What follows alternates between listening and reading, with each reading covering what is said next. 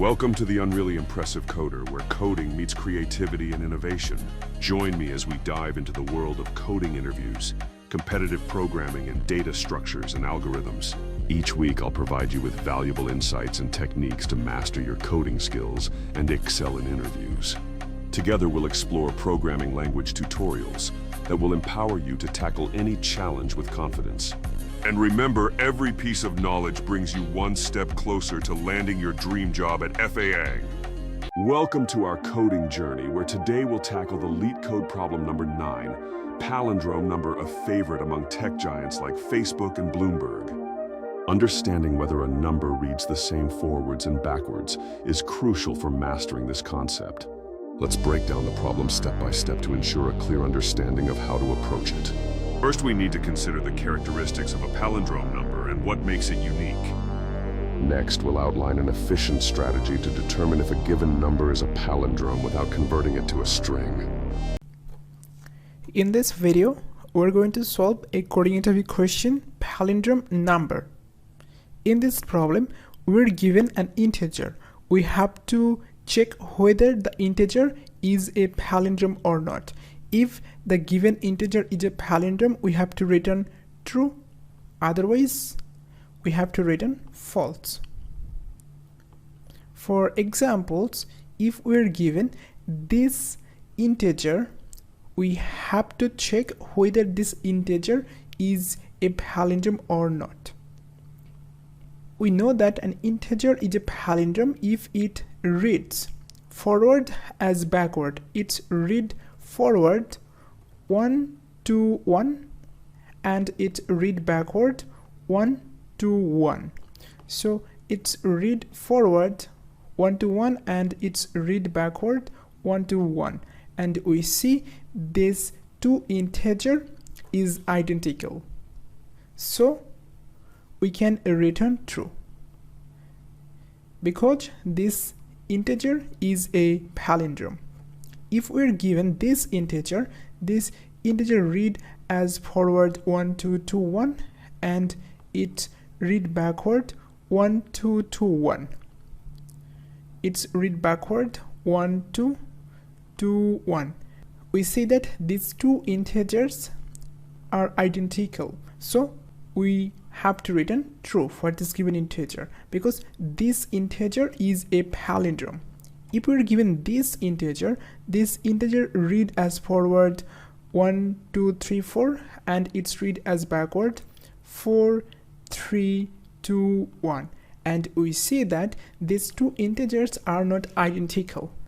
They are not equal, so this integer is not a palindrome. For this input, we have to return false. If we are given this integer read as forward -1 to 1 and it read as backward 1 to 1 -1. We see these two integers are not identical, so we have to return false. If we have a negative integer, we can return false because negative number cannot be a palindrome. Also, if a number ends with 0, something like this 1 2 1 0, if a number ends with 0, then the number is not a palindrome. Just remember it. If a number ends with 0 and if the number is negative, then we should return false. In that case, the number cannot be a valid palindrome. Okay, so if a number ends with 0, we have to return false, and if a number is a negative number, we have to return false. But for 0, if a number ends with 0 and if the number is 0, then it's a palindrome. But if a number ends with 0, that's not palindrome. So if we have a single number 1, then it should be a palindrome, right? If we have the number the integer 0, it should be a palindrome. But if we have number like this 10 20 30 or anything like that, then this number cannot be a palindrome, right? So except the number 0, if a number end with 0, then we should return false. This is the base case. Now how we can solve this problem? We can solve this problem by reversing the entire integer. Now if we reverse this integer, then we will get 1 2 2 1. If we reverse this integer, we get this integer. Now we can check these two integers. If we saw the two integers are identical, so we can return true. But this approach will not work always. This might causes overflow. If we are given a big integer, then it might causes overflow. Then our code will not run. Our code will return wrong answer. So how to solve this problem efficiently? Instead reversing the entire integer, we can reverse the half part of it.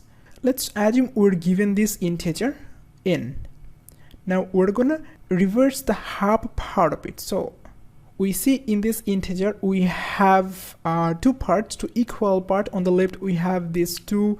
On the left we have 2 digits. On the right we have 2 digits. We will reverse the right part, this part. Okay, if we reverse this part, then we will get 12. We'll see how to reverse the half part of it. Now we have reversed the second half.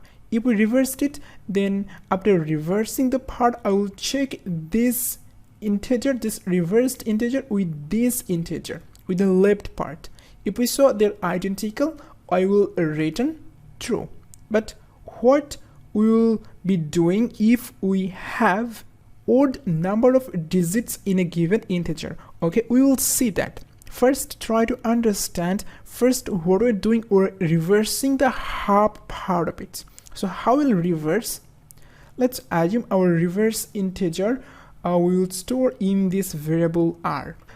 We will keep reversing this number while n is greater than r. We will be reversing this integer while n is greater than r. R is the reversed integer and n is the given integer. So first thing what I will do, I will remove the last digit from this given integer and I will add to this variable reverse. We will see how to do this using a simple formula.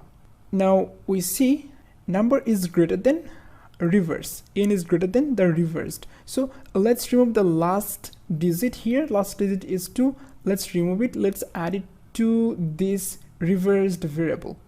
Now we see that this number is now 12 and reversed equals to 12. This number n, or this integer n, is not greater than this reversed integer, because 12 is not greater than 12, right? So we are done. We will not reverse. So we have reversed the half part of it. Now we have in our n variable we have 12, and in our reversed variable we have 12. Now we will check these two values. If we saw n equals to r, then we will return true. This is the case for even number of digits. If the integer contains even number of digits, then we will be applying this logic. Now what we will be doing if we have odd number of digits?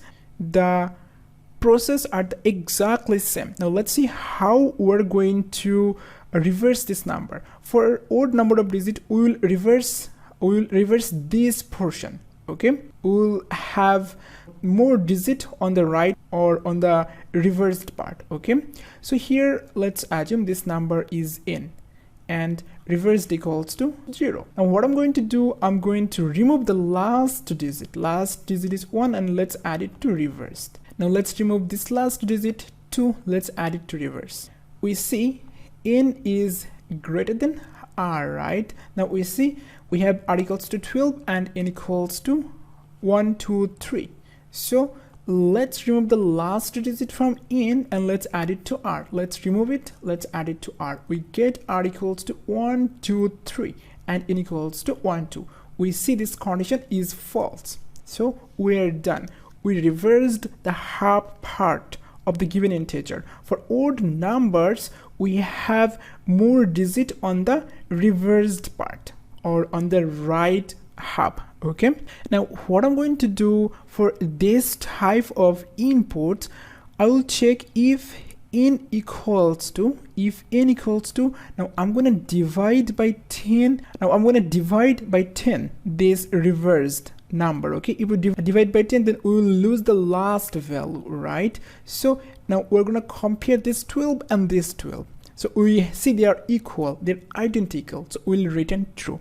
This is the approach to solve this problem. I hope you have understood.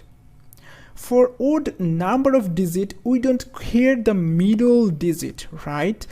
So we can reverse this part and we can just remove it, something like this.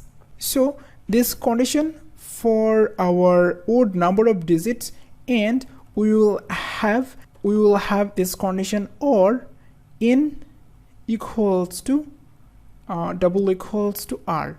If we have these two conditions, then this condition for odd number of digits and this condition for even number of digits. This is my approach to solve this problem. So let's summarize this problem. If we have a number end with 0, number except 0, then we should return false. So if a number end with 0, okay, if a number end with 0, we should return 0 except 0. If we're given the number 0, we have to return true, right? 0 is a palindrome. And if the number is negative, we should return false. And if we saw even number of digits, then we have to reverse the half part, the right half, and we have to compare with the given integer, the reversed integer. Okay, and for odd number of digits, we have to reverse the right half, and on the right half we will have more digits than the left half. In that case, we have to remove the last digit from our reversed to compare the left half and the right, the left and the right. Okay, in that case, we don't care whatever we have on the middle. For odd number of digits, we don't care whatever we have on the middle, right? For palindrome, we don't care whatever we have on the middle for odd number of digits. This is the algorithms to solve this problem. Now let me analyze the time complexity of this algorithm.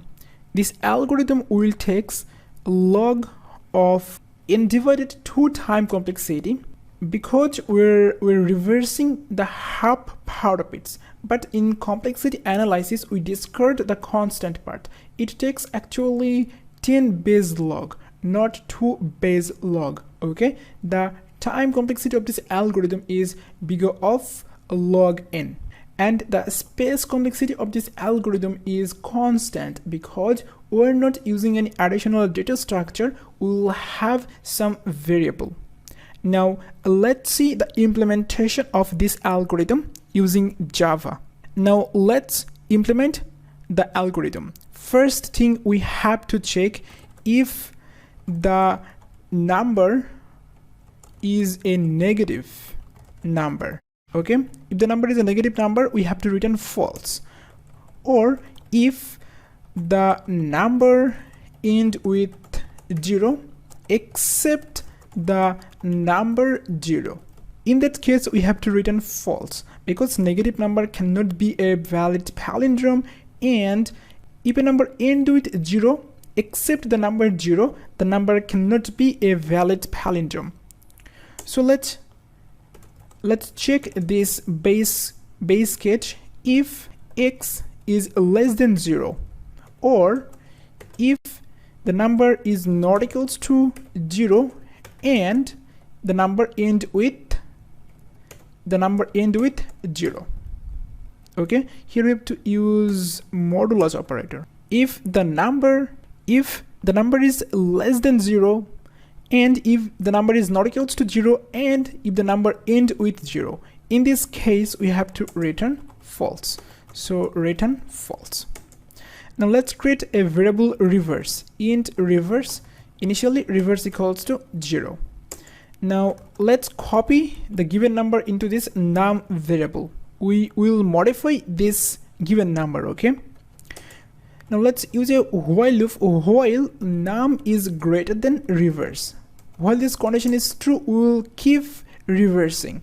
So here let's store the last digit. So last digit equals to num modulo 10.